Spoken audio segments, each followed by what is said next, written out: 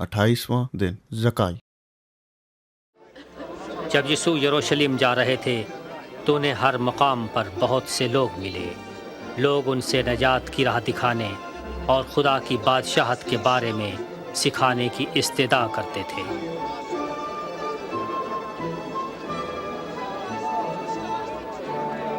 ये आदमी यकीनन नबी है। मेरे खुदावंद, मेरे मालिक, मुझे बचाइए।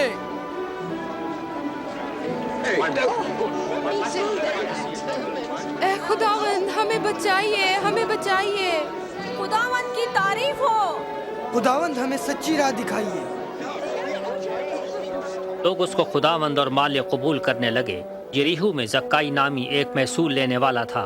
वो यीशु को देखने का इतना मुश्ताक था कि भीड़ से ऊंचा होने की खातिर दरख्त पर चढ़ गया।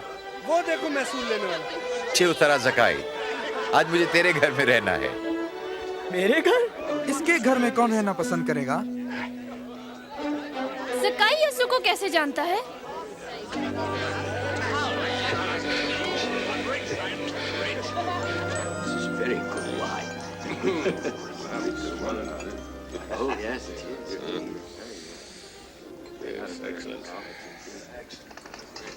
सुनो, मैं अपने माल का आधा हिस्सा गरीबों को, और अगर मैंने किसी का नाहक ले लिया है तो वापस करता हूँ, वो भी 4 गुना।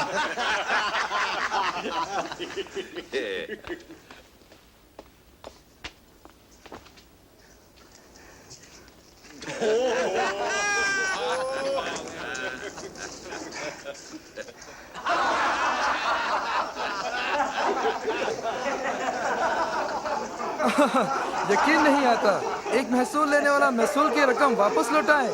नामुमकिन।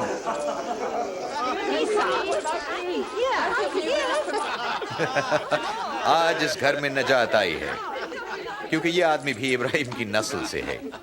इब्ने आदम खोए हुओं को ढूंढने और नजात देने आया है। किस तरह ज़काई की सरफरमी मुझे उकसाती है। किस तरह मेरा पैसा खर्च करना मेरे दिल की अक्कासी करता है। वो मुझ में क्या तब्दीली लाना चाहता है